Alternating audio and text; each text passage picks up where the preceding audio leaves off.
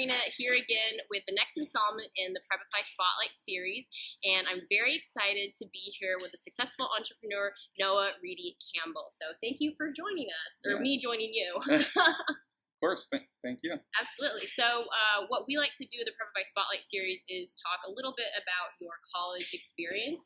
And so what was the name of your college and where was it located? UPenn in Philadelphia. UPenn. Is that short for something? University of Pennsylvania. Okay. Excellent. That's cool. And does UPenn have a mascot or a motto? Yeah, the Fighting Quakers. The Fighting Quakers. Yeah, which is supposed to be ironic because the Quakers are pacifists. Absolutely. Oh, that's funny. I didn't know that. Yeah. That's interesting. So.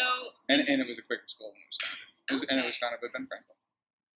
A school founded by Ben Franklin. Yeah. That should be on your list. So for you, what did the application process look like? What did it take to apply to UPenn, and how did you know that you had found the right fit? So I'll answer the second part first. Yeah. I knew I wanted to be an entrepreneur, specifically in the technology world. And Penn actually has this program called the Management and Technology Program, which is an undergraduate degree where you both get an engineering degree and you study in the business school there at Wharton. Oh, that's really nice. Wharton is a very well-known business school.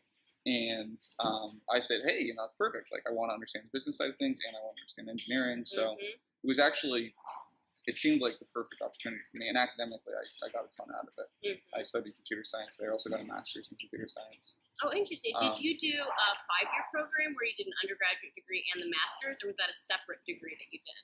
It's actually, I did it all in 4 years. Wow. So it's just a lot of school.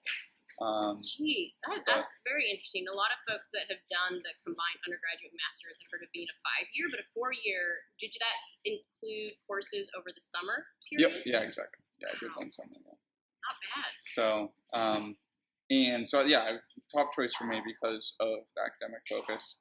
It turns out that Wharton does have a lot of, it's sort of traditionally a finance school, finance and consulting. That said, I think that when I was there, and much more so now, there is also a really strong entrepreneurial scene. So that was kind of maybe the one thing that I wish I had understood a little bit better before I applied. But again, I think that they've got a really great entrepreneurial scene now. Elon Musk went to Penn. Oh, fancy! So good alum. Yeah, so he's a big Elon Musk fanboy. Yeah.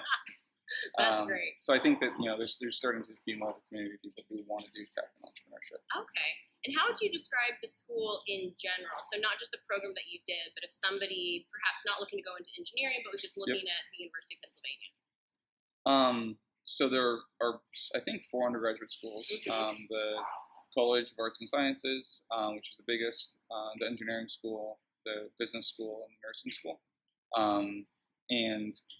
So there's a lot of different opportunities on campus. Penn also has a big focus on interdisciplinary studies. So there's a lot of people who are doing joint degrees and dual degrees. So there's the M&T program, Management Technology program, which is what I did. There's also an International Studies program where you get an IR degree and a business degree. There's a biology and business program. So there's a lot of different, if you're not sure, if you have multiple different interests, I think it's actually a really good school. It's also right in Philly, in University City or West Philly. It's a good location. Yeah, I think if you want an urban campus, it's great, and it really does feel like a campus still. There's probably 5 or 6 blocks that are really the campus, and then you go a couple blocks off of that, and it feels like the city. That's great. So I like that. And overall, it's definitely had a great experience. And what activities did you participate in on campus? Sports or different clubs? I did a lot of like tech focused things, tech and entrepreneurship focused things. So there's this program called the Wharton Venture Award, which basically gives you a grant to work on a startup.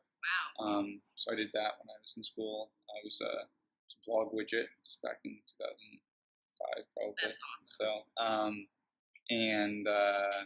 So I did that. There's a few other things. We have something called the Vice Tech House, which is another sort of entrepreneurial technology kind of program. a friend of mine actually also started a college counseling program for University City High School. So I mentored a junior in high school when I was there. Were some of those students looking to go to UPenn and similar schools, or what were you helping them with? Some, but it's it's a school that traditionally has not had a lot of folks graduating and a lot of folks going to. So trying to schools. get to graduation and then hopefully look at college in general. Yep, exactly. Yeah, the name of the program is College Choice. So it's trying to basically help people realize, hey, there's a lot of great schools out there, and this is what you need to do in order to. So I think probably actually a similar mission to Prepify in some ways. Yeah, definitely. How interesting. And then, did you experience any challenges? And UPenn is a very competitive school. Did you experience any challenges either in applying and knowing about UPenn, or once you were there and on campus? And then kind of the next part of that question is, what helped you get through those moments if there were any challenges? Right. So I was very fortunate to receive a Jack Kent Cooke Scholarship Award, actually when I was in high school. So the Jack Kent Cooke Foundation, or the Cooke Foundation, is this educational foundation that was created by this guy named Jack Kent Cooke, go figure. And he was an entrepreneur in real estate, media, sports. He kind of helped get the NFL set up. Nice. And when he died, he left his fortune to this foundation because even though he's this very successful businessman, he'd actually never graduated high school. I think he stopped school in 8th grade. So he wanted to basically make sure that people who had a lot of potential but not a lot of money would be able to go to best institutions, get the best education that they could. So yeah, I was incredibly fortunate.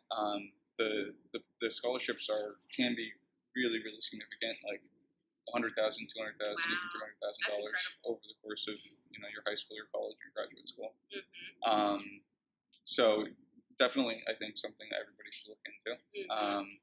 And they helped me go to a boarding school called Exeter. Yes, that's a pretty prestigious boarding school. Yeah.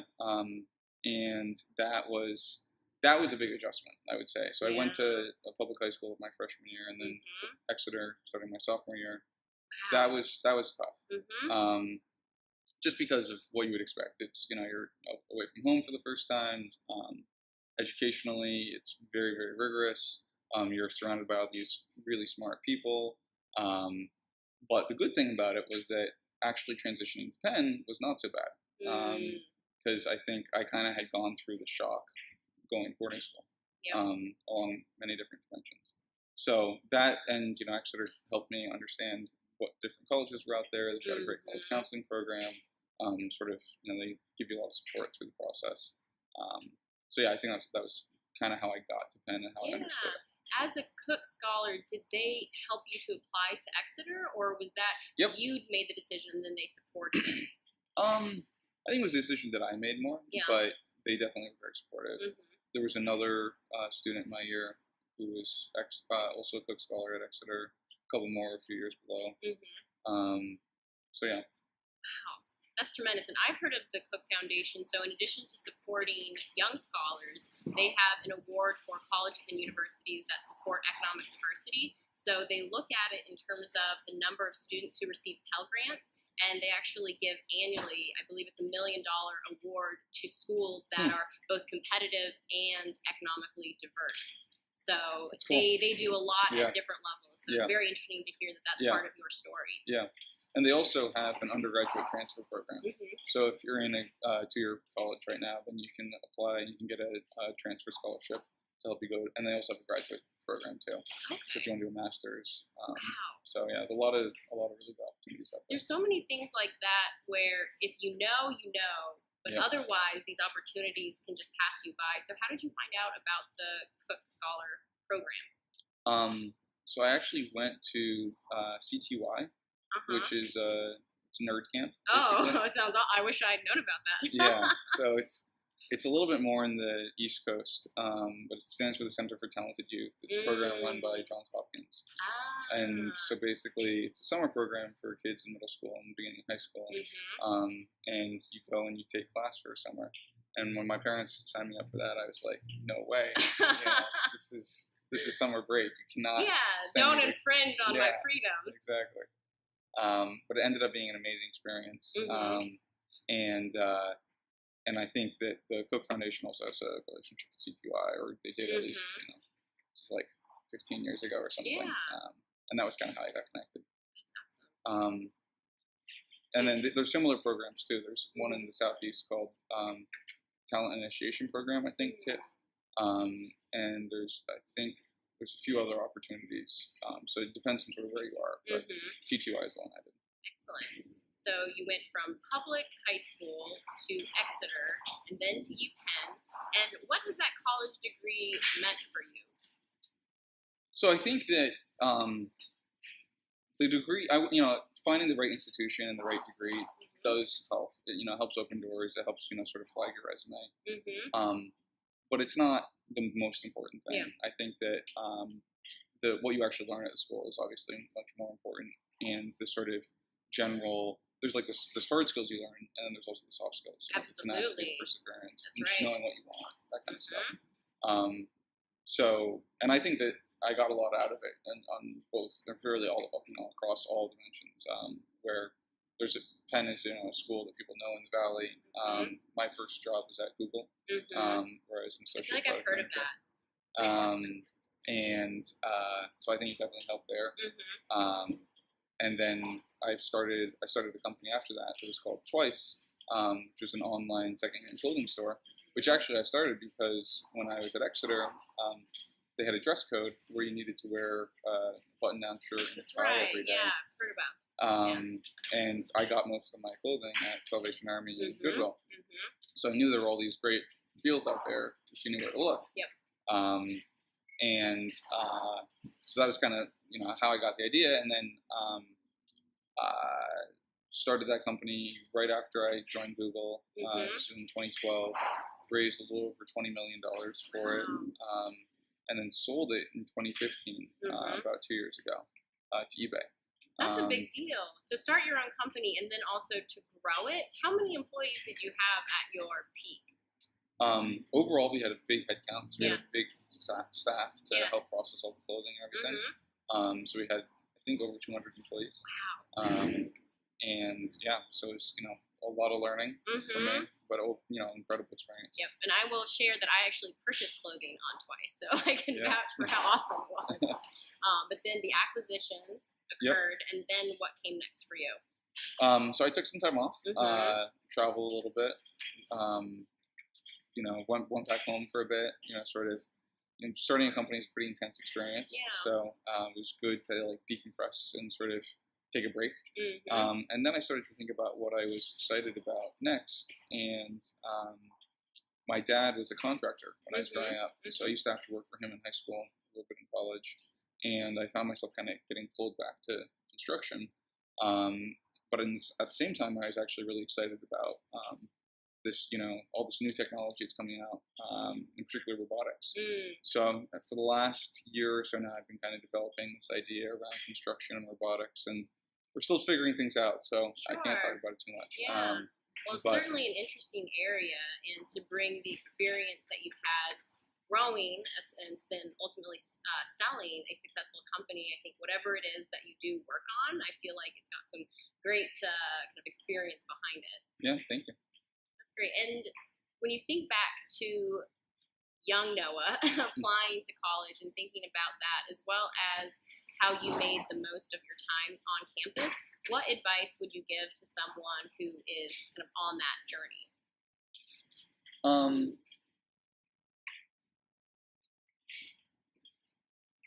Well, I think I was very fortunate applying to college and also being in college because I was pretty sure that I wanted to do technology and entrepreneurship. You've said that a couple of times, and how did you know that you were interested in that? Or was there a particular event or product or movie, or was there something that sparked that really helped you to know this is what I want to pursue?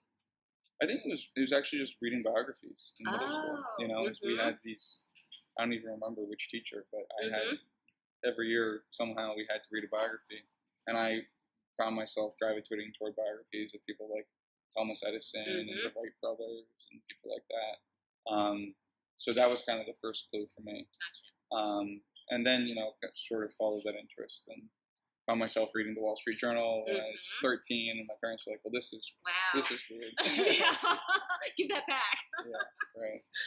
Wow, so that's cool. Yeah, but I think that I was very fortunate, and I think that, but I also thought about it a lot. You know, I really wanted to know what I wanted to do. You know, it was important to me to have a plan, and I think that there's a lot of it depends on the person. You know, there's lots and lots of different paths to happiness, and some people, I think, they don't know what they want, and they need to take the time to figure it out. But I think that maybe some other people don't spend enough time on it up front to sort of try to figure it out. And I think if you can figure it out, then you can actually position yourself really well for knowing what to study, which kind of schools to go to. So I would just say, you know, maybe make that investment as much as you possibly can, because it'll help, and then you'll know where to spend your time going forward. Yeah, absolutely. I think for me, there was some of so initially I wanted to do international development, so I had my parents, so for me, it was watching the news. I think they call it the McLaughlin Hour. It's like, now it's like the news hour of public television. And they were like, why are you so interested? And so it was that, and then some books and all of that. And so whatever it is for, you know, the students that we have, being able to explore those passions and then find out what is a school where you'll really be able to explore that, and then what can open up from that opportunity, which is great. No, agreed. That's so cool. Well, no, I'm really happy that you sat down and kind of shared your journey. I think it's one that a lot of our students are at public high schools. Perhaps they have an opportunity to go to a private boarding school, but they're looking at you know, some of those same career opportunities, and really appreciate you sharing your journey with us and with them. Of course, yeah, my pleasure. Awesome.